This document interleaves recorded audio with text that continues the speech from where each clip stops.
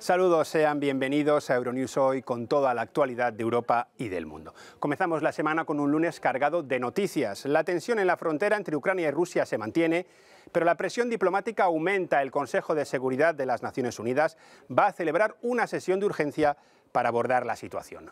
Ucrania, por su parte, por un lado espera lo mejor, pero por otro veremos en primera persona cómo se prepara para lo peor. Nuestra enviada especial Annelies Borges ha sido testigo de cómo se forman los voluntarios ucranianos para hacer frente a una hipotética entrada de las tropas rusas. El gobierno espera armar a 130.000 civiles. Todos los detalles en su reportaje. Además, elecciones en Portugal, los socialistas logran la mayoría absoluta y la extrema derecha se coloca como tercera fuerza política. Analizaremos los datos con una invitada de la redacción portuguesa de Euronews. En Latinoamérica, el vertido en Perú afecta ya a 100 kilómetros de playas y en deportes, cómo no, Rafa Nadal. Veremos la reacción del tenista español después de hacer historia y ganar su torneo de Grand Slam número 21.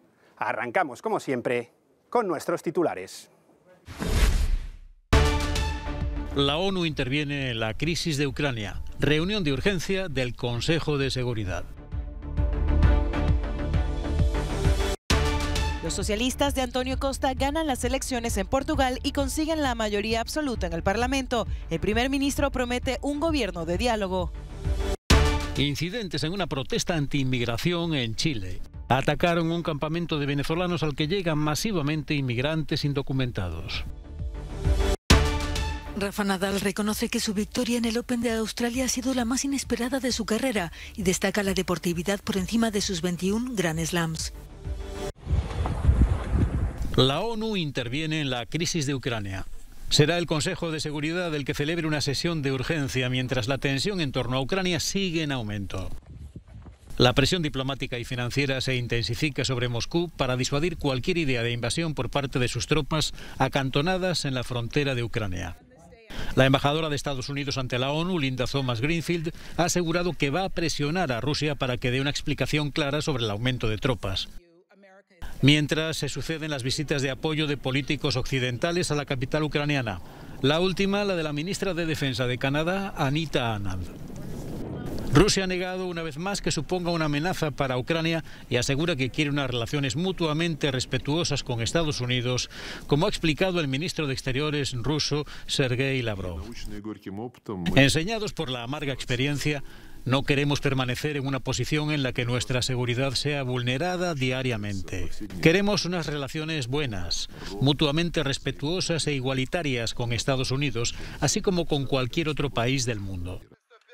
Mientras tanto, Estados Unidos y los países europeos repiten que una invasión rusa desencadenaría fuertes sanciones, incluyendo acciones contra los bancos rusos que podrían socavar gravemente la economía de Rusia. En las afueras de Kiev, la capital de Ucrania, voluntarios ponen en práctica lo que muchas potencias occidentales creen que se les viene encima.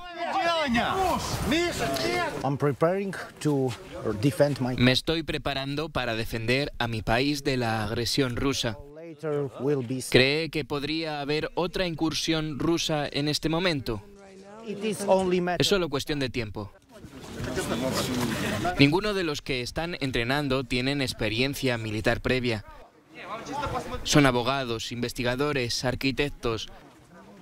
Pero ahora que Rusia ha acumulado más de 100.000 soldados cerca de su frontera con Ucrania, se hallan en el epicentro de una crisis que podría reconfigurar su país y todo el continente.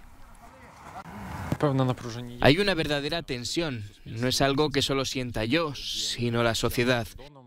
Y no es solo por los rusos del otro lado de la frontera, en los territorios ocupados, sino también por los ciberataques dentro de Ucrania o la amenaza de posibles ataques en las escuelas y el metro. Lleva ocurriendo desde hace 8 años y el último año se ha vuelto más tenso. Personalmente estoy tranquilo porque sé lo que haré en caso de que Rusia decida hacer una incursión a gran escala. El Ministerio de Defensa ucraniano cree que estas personas son una parte crucial de su estrategia y planea armar a los 130.000 civiles que forman parte de estas unidades de defensa. Denis está al mando del grupo. Creó esta unidad en las redes sociales hace 2 años Y dice que en los últimos 6 meses se ha cuadruplicado el número de personas que asisten a los entrenamientos. Creo que en este momento tiene que prepararse la mayor parte de la población que pueda sostener un arma, para que tengamos menos pérdidas y seamos más eficaces. Ucrania apuesta por el apoyo continuo de sus aliados occidentales para presionar a Moscú para que se aleje. Muchos aquí esperan que la diplomacia prevalezca. Pero también dicen que están dispuestos a plantar cara si se les provoca.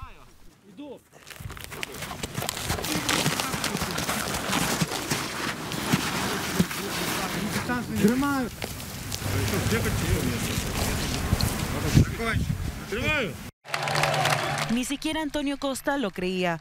El primer ministro de Portugal sabía que era poco probable conseguir la mayoría absoluta en el Parlamento, pero se equivocó. Este domingo los ciudadanos han dado a los socialistas una victoria rotunda en las elecciones. Su partido tiene 117 de los 230 diputados del hemiciclo.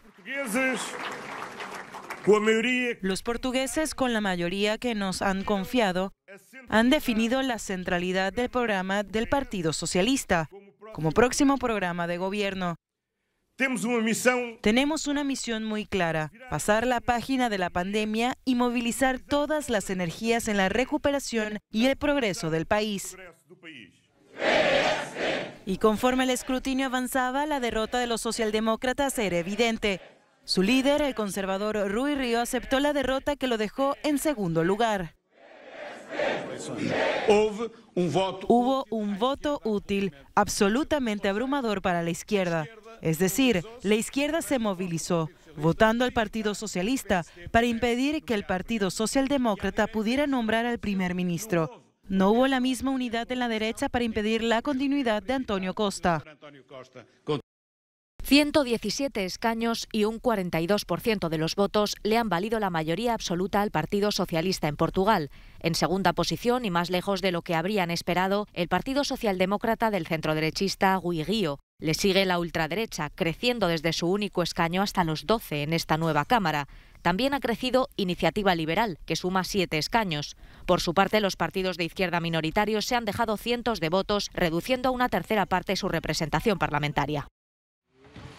Pletórico y eufórico llegaba a su sede el otro gran vencedor de la noche electoral en Portugal. André Ventura, líder del partido de ultraderecha Chega, ha logrado escalar hasta la tercera posición, sumando 11 diputados frente al único escaño con el que contaba en el Parlamento.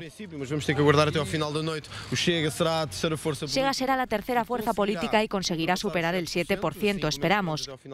Lo menos positivo es que al parecer Antonio Costa renovará la mayoría para poder gobernar. Diría que tenemos una buena y una mala noticia, decía, al conocer los resultados. El ultraderechista ha prometido convertirse ahora en la verdadera oposición a los socialistas en Portugal y ha dicho que perseguirá a Antonio Costa. Frente a su victoria, el batacazo de los partidos izquierdistas, el bloque de izquierda y los comunistas, cuyos apoyos se han reducido al 4% de los votos. Se han quedado con 5 y 6 escaños respectivamente. Su falta de apoyo al presupuesto de 2022, forzando el adelanto electoral, les ha pasado factura, como también lo ha hecho el voto útil al Partido Socialista ante el miedo al crecimiento del bloque de derechas. Vamos a analizar con más detalle los resultados de estas elecciones portuguesas y para ello tenemos con nosotros a nuestra compañera precisamente del servicio portugués de Euronews, Teresa Bisago.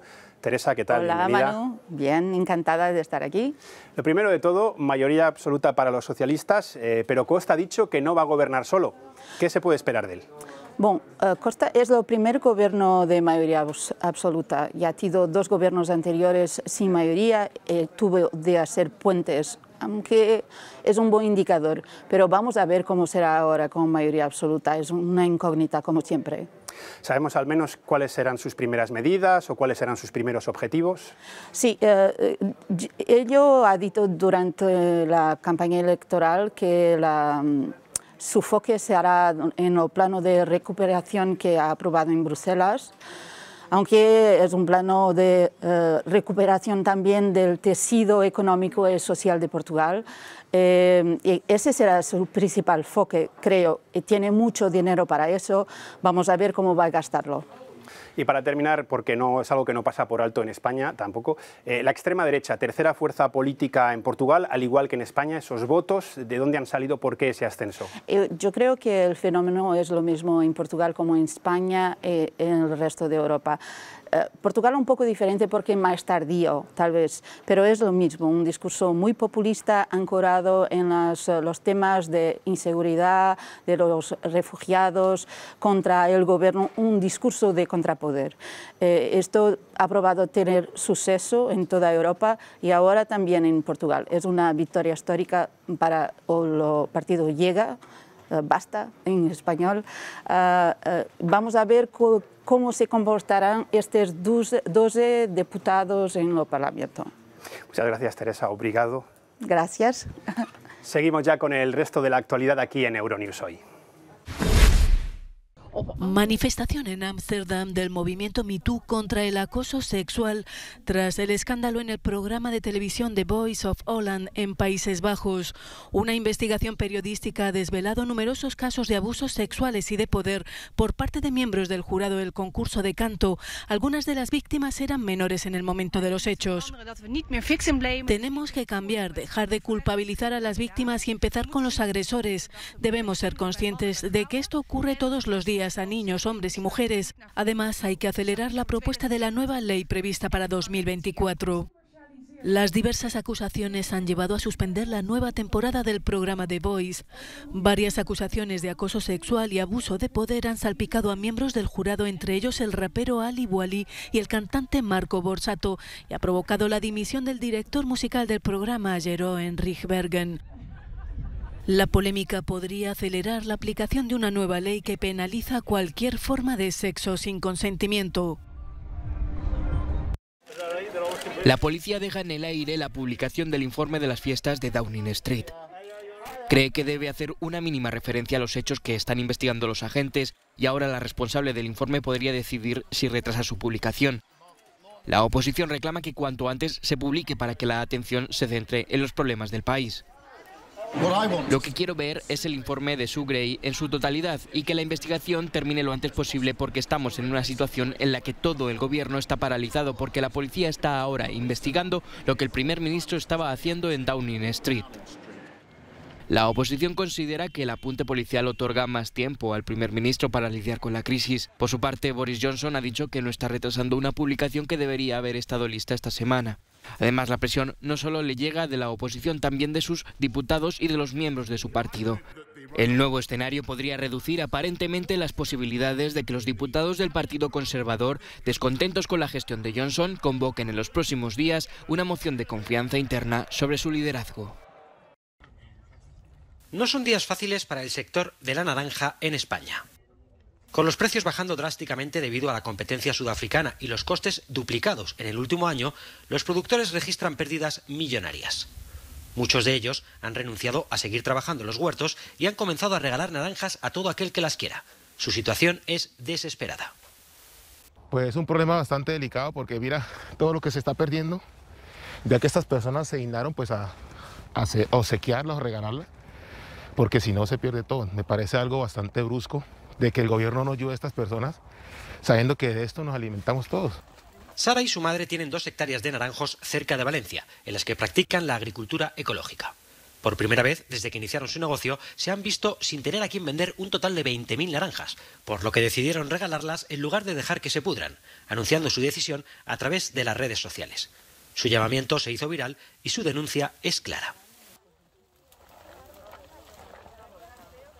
Hay un estudio que encontró hasta 27 químicos distintos que están prohibidos en la Unión Europea, y esto al final no solo hace que haya una competencia desleal entre el producto de aquí de España y el africano, sino que pone en peligro la salud del consumidor. Además, aquí en España tenemos un problema que es el reetiquetado, que es una práctica legal, y hay empresas que se dedican a importar naranja de África y la etiquetan como valenciana o española. España es el mayor productor de naranjas de Europa, con más de 4 millones de toneladas al año. Pero el mercado está ahora invadido por las frutas del sur de África, y los agricultores españoles lamentan que no haya una legislación que beneficie a la producción de calidad. lo que sea con tal de poder salir de una situación realmente amarga. Este puesto de pruebas de COVID de Copenhague ha quedado hecho jirones por la potencia de Malik, la tormenta de agua y nieve que ha cruzado el norte de Europa este fin de semana. Al menos 4 personas han muerto por los efectos de vientos de más de 160 kilómetros por hora que se han cebado en viviendas y coches, cerrado puentes, arrancado árboles de cuajo y dejado decenas de miles de hogares sin electricidad. Reino Unido, Dinamarca, Finlandia, Noruega, Suecia y Alemania son algunos de los países afectados. En Estonia, los servicios de emergencia han tenido que atender más de un centenar de incidentes, entre ellos accidentes de tráfico o coches atrapados en la nieve. El hielo convirtió las carreteras en pistas de patinaje. En Polonia, los bomberos tuvieron que intervenir en 9.000 emergencias rescatando a personas atrapadas. Decenas de miles de hogares se han quedado sin electricidad en la República Checa o en Escocia, la región más afectada del Reino Unido. Sacudida por Corrie, un segundo frente de tormentas. El suministro eléctrico allí podría tardar varios días en restablecerse.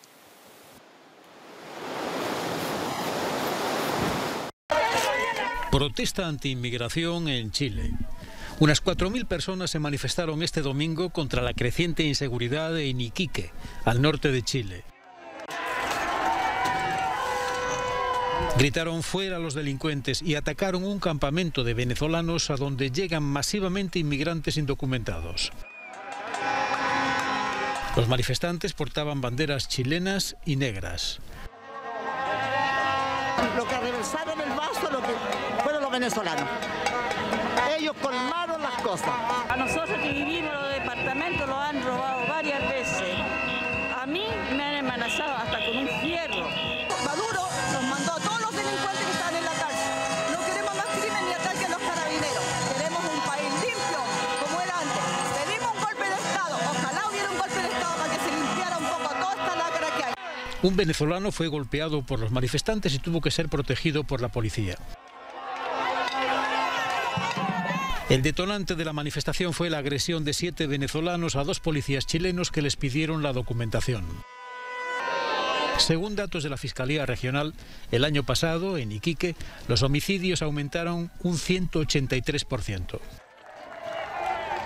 Iquique ya fue escenario de protestas contra inmigrantes el 25 de septiembre pasado, cuando unas 3.000 personas desfilaron por la ciudad e incendiaron campamentos de inmigrantes mientras coreaban lemas xenófobos. Peces, aves y mamíferos marinos muertos o moribundos por el vertido de petróleo en Perú. Es lo que nos encontramos en esta triste travesía hacia islas protegidas como la de Pescadores. Muchos animales en ellas se enfrentan al dilema de morirse de hambre o por envenenamiento. El veterinario Giancarlo Inga Díaz es pesimista. Y estos últimos días vemos algunas aves que ya no tienen la misma nivel de intoxicación de repente, pero estamos encontrando bastantes muertas y posiblemente con los días esto continúe y las aves sigan muriendo por toda una cadena de dónde están, de lo que están comiendo, de dónde están paradas. Para muchas aves la lucha por la supervivencia está ya perdida. Hoy día hemos encontrado un ave que estaba flotando en el mar. La hemos podido subir al bote, pero han pasado pocos minutos y ha fallecido. Esto es algo que pasa porque ya las aves están intoxicadas y solamente están flotando en el mar, pero ya no tienen fuerza para poder nadar, para poder cazar, para poder volar. La intoxicación no es su única amenaza. Las plumas van a perder la capacidad de proteger sobre el agua. La permeabilidad de las plumas se va a perder esa capacidad y una muerte común es por hipotermia, ¿no? Por el frío que puede hacer aquí. Son ya 100 los kilómetros de costa afectados por los más de 10.000 barriles de petróleo derramados el pasado 15 de enero desde la refinería de La Pampilla en el distrito de Ventanilla. El 77% de los peruanos cree que la empresa española Repsol es la principal culpable del desastre. El gobierno ha anunciado que le impondrá sanciones drásticas. Rafa Nadal, feliz y extenuado tras su gesta frente a Daniil Medvedev en el Open de Australia, ha reconocido su propia sorpresa por la victoria y el valor de la ayuda de los suyos. Es una victoria totalmente inesperada, quizás la más inesperada de mi carrera deportiva, sin ninguna duda. Pero bueno, creo que tanto yo como todas las personas que he tenido al lado durante todo este tiempo me han ayudado muchísimo a darme la oportunidad de volver a jugar a tenis, ¿no? Y bueno, vivir una noche como hoy pues significa todo. ¿Y cuál ha sido su secreto para remontar 2 sets en contra y darlo todo en un partido eterno? Otra vez he estado en la otra posición de haber tenido el partido muy encarrilado, tanto en 2012 como en 2017. Y bueno, de alguna manera me decía a mí mismo, a ver si hoy la historia es diferente, ¿no? Y al menos tengo que darme oportunidades hasta el final, y eso es lo que he intentado. Rafa ha agradecido la entrega total del público, destacando la deportividad por encima de sus 21 Grand Slams. Más allá de quién termine con más o menos Grand Slams, o quién sea mejor o no mejor, bueno, creo que hemos conseguido algo más importante que todo ello, ¿no? Que es llevar una rivalidad deportiva de una manera sana, positiva, y creo que la vida es mucho más agradable cuando se viven estas cosas de la manera adecuada. Deportividad compartida con sus 2 grandes rivales. En las redes sociales, el impulsivo Novak Djokovic y su amigo Roger Federer lo han felicitado y han elogiado su inmenso espíritu de lucha, ética y dedicación. Hasta aquí llega esta edición de Euronews Hoy. Gracias por acompañarnos una vez más. Ya saben que pueden seguir informándose en nuestros boletines televisivos y en nuestras plataformas digitales. Les dejamos con un no comment de singular belleza, estas cascadas congeladas en Toplita, en Rumanía. Pasen un excelente lunes.